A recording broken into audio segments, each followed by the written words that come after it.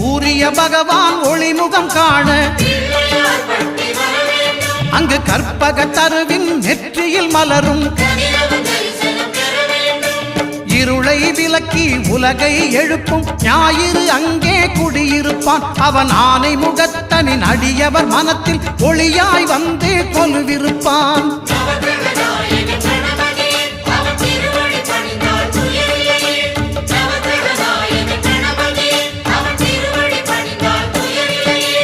ஒன்பது கோளும் ஒன்றாய் காண